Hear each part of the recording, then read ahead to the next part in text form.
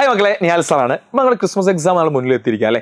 കഴിഞ്ഞ ഓണപരീക്ഷയ്ക്ക് വെറും ഒരു 20 മാർക്കിന് താഴെയാണ് നിങ്ങൾ മാർക്കെങ്കിൽ ആ മാർക്ക് നമുക്ക് എങ്ങനെ ഈ ക്രിസ്മസ് എക്സാമിൽ 35 മേലേക്ക് എത്തിക്കാൻ വേണ്ടി സാധിക്കാം? അത് നിങ്ങളെ പഠനത്തിൽ ശ്രദ്ധിക്കണം. ചില പ്രധാനപ്പെട്ട കാര്യങ്ങളാണ് നിഹാൽ സാർ പറയാൻ വേണ്ടി പോകുന്നത്. കാരണം നിങ്ങൾ 7ാം ക്ലാസ് പഠിക്കുന്ന കുട്ടികളാണ്. നിങ്ങൾ 7ാം ക്ലാസ് പഠിക്കുന്ന കുട്ടികളെ ഏറ്റവും വലിയൊരു പ്രത്യേകത, നിങ്ങളൊരു വലിയൊരു UP എന്ന് പറയുന്ന ഒരു സ്ട്രീം അല്ലെങ്കിൽ ഒരു സെക്ടർ നിങ്ങൾ അവസാനിച്ചിട്ട് അടുത്ത വർഷം നിങ്ങൾ ഹൈസ്കൂളിലേക്ക് പോകുന്ന കുട്ടികളാണ്. 8ാം ക്ലാസ്സിൽ ഞാൻ പഠിപ്പിക്കാൻ വേണ്ടി പറയല്ല, കാര്യമായിട്ട് ഈ വർഷം മാറിയ ടെക്സ്റ്റ് ബുക്കിൽ കുറച്ച് അത്യാവശ്യത്തിലധികം കാര്യങ്ങൾ പഠിക്കാനുണ്ട്. തമാശ നിഹാൽ സാർ വെറുതെ നിങ്ങൾ പഠിപ്പിക്കാനൊന്നും പറയുന്നതല്ല. ഇപ്പോൾ ഞാൻ കഴിഞ്ഞപ്പോൾ സോഷ്യൽ ആയിക്കോട്ടെ, ഞാൻ എടുക്കുന്ന സോഷ്യൽ ആണെങ്കിൽ തന്നെ കുറേ കണ്ടുണ്ട്. അതായത് മുൻ വർഷങ്ങളിലെ 10ാം ക്ലാസ്സിലെ ചാപ്റ്റേഴ്സാണ് പുതിയ ടെക്സ്റ്റ് ബുക്കിൽ കൊണ്ടെത്തിച്ചത്. അപ്പോൾ നമ്മൾ ഇപ്പോഴേ നമ്മളെ പഠന രീതിയിൽ ചില മാറ്റങ്ങളൊക്കെ വരുത്തിയില്ലെങ്കിൽ ചിലപ്പോൾ ഹൈസ്കൂളിലേക്ക് എത്തുമ്പോൾ നമ്മൾ വലിയ പ്രയാസത്തിൽ നമ്മൾ ബുദ്ധിമുട്ടും. അപ്പോൾ നിങ്ങൾ പറയും, നിങ്ങളെ എല്ലാ ഫ്രണ്ട്സിനും ഈ വീഡിയോ നിങ്ങൾ ഷെയർ ചെയ്ത് കൊടുക്കണം. നിങ്ങളെല്ലാ ഫ്രണ്ട്സിനും ഈ വീഡിയോ ഷെയർ ചെയ്ത് കൊടുക്കുക.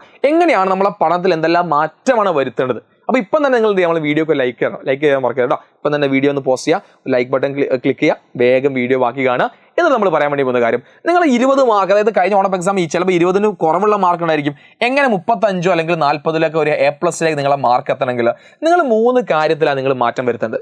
ഒന്ന്, നിങ്ങളെ പഠനത്തിൻ്റെ സമയമാണ്. നിങ്ങൾ പഠിക്കാൻ ഉദ്ദേശിക്കുന്ന സമയം എപ്പോഴായിരിക്കും? ചിലപ്പോൾ നിങ്ങൾ പലപ്പോഴും സ്കൂളൊക്കെ വിട്ട് വന്ന് ഒരു രാത്രിയിലേക്ക് നിങ്ങൾ പഠിക്കില്ലേ, ഓക്കെ, ഒരു കുഴപ്പമില്ല. പക്ഷെ നിങ്ങൾ അതിൻ്റെ കൂടെ എന്ത് ചെയ്യണം? എല്ലാ ദിവസവും രാവിലെ ഒരു 5:30 നിങ്ങൾ എണീക്കണം. എല്ലാ ദിവസവും രാവിലെ 5:30 മണിക്ക് നിങ്ങൾ എണീക്കണം. 5:30 മണിക്ക് എണീറ്റ് നിങ്ങളെ പഠനം നിങ്ങൾ സ്റ്റാർട്ട് ചെയ്യണം. അതുപോലെ തന്നെ രാത്രി ഒരു 10:30 ആകുമ്പോഴേക്കും നിങ്ങൾ ഉറങ്ങിയിരിക്കണം. ഈ ടൈമിങ് ഇറ്റ്സ് വെരി ഇമ്പോർട്ടൻറ്റ്. നിങ്ങൾ പല ആളുകളും രാത്രി കടന്നു വളരെ ലേറ്റ് ആയിട്ടാണ്. അത് നിങ്ങളെ പഠനത്തെ, നിങ്ങളുടെ ഉന്മേഷത്തെയൊക്കെ ബാധിക്കുന്ന കാര്യം. ഈ രീതിയിൽ എല്ലാ ദിവസവും രാവിലെ 5:30 നിങ്ങൾ എണീക്കുന്നു, രാത്രി 10 മണി നിങ്ങൾ കിടക്കുകയാണെങ്കിൽ 5:30 എണീറ്റ് ഒരു 8 മണി വരെ നിങ്ങൾ കറക്റ്റ് ഇരുന്ന് പഠിക്കണം.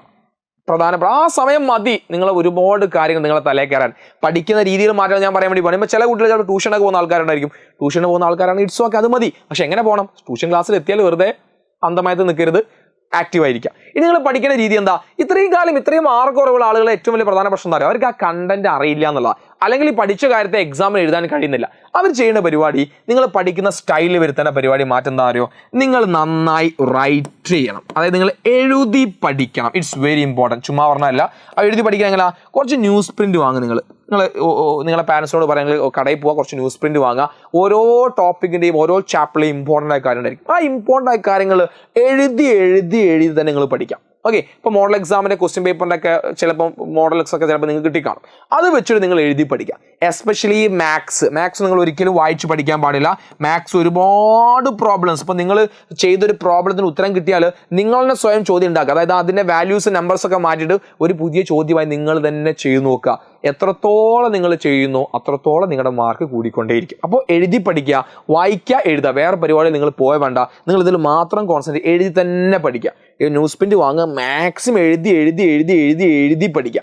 എഴുതി പഠിച്ച കാര്യങ്ങൾ എന്തൊക്കെയാണെന്നുള്ളത് നിങ്ങൾ എന്ത് ചെയ്യണം എന്നറിയോ? എഴുതി വെക്കണം. അതായത് കറക്റ്റ് എഴുതി വെക്കണം. നിങ്ങൾ ഇപ്പം ചാപ്റ്റർ 1ന്റെ പേര് എഴുതുക. ചാപ്റ്റർ 1 നിങ്ങൾ പേര് എഴുതി ആ ചാപ്റ്റർ നിങ്ങൾ എന്തെല്ലാം പഠിച്ചു അത് നിങ്ങൾ അവിടെ എഴുതി വെക്കണം. ഞാൻ ഇത് പഠിച്ചു. ഇതിങ്ങനെ എഴുതി വെക്കണം. ഓരോ നിങ്ങൾ പഠിച്ചു. എന്നിട്ട് നിങ്ങൾ എന്താ ചെയ്യേണ്ടതോ? പിറ്റേ ദിവസം ഒരു തിങ്കളാഴ്ച നിങ്ങളൊക്കെ പഠിച്ചത്, ഓക്കെ, ചൊവ്വാഴ്ച നിങ്ങൾ വേറൊരു സബ്ജക്ട് പഠിക്കുന്നു, ബുധനാഴ്ച നിങ്ങൾ ഈ പേപ്പർ എടുക്കുക. ഈ പേപ്പർ എടുത്തിട്ട് നിങ്ങൾ റിവിഷൻ നടത്തണം. ഇന്ന കാര്യം ഞാൻ പഠിച്ച, എനിക്ക് ഓർമ്മയുണ്ട്, ഇത് ഓർമ്മയുണ്ട്. ഇങ്ങനെ ചെയ്യുമ്പോൾ മാത്രമേ നമുക്ക് എന്ത് ചെയ്യാൻ സാധിക്കുകയുള്ളൂ?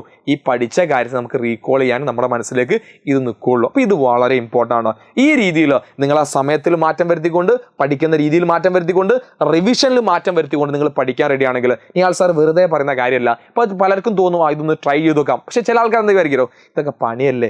ഇങ്ങനെ നിങ്ങൾ വിചാരിക്കുകയാണെങ്കിൽ പൊന്നുമക്കളെ, നിഹാൽ സാർ ചുമ്മാ പറയുന്നതല്ല, അടുത്ത വർഷം നിങ്ങൾ ബുദ്ധിമുട്ടാവും. അതുകൊണ്ട് നിങ്ങൾ ഇത്രയും ദിവസം എങ്ങനെയായിരുന്നു ഒന്നും നിങ്ങൾ നോക്കേണ്ട ആവശ്യമില്ല.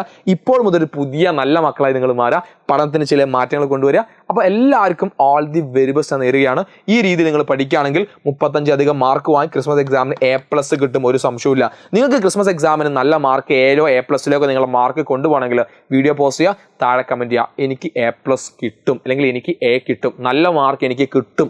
നിങ്ങൾ നിങ്ങൾ താഴെ കമൻറ്റ് ചെയ്തോ, കിട്ടും.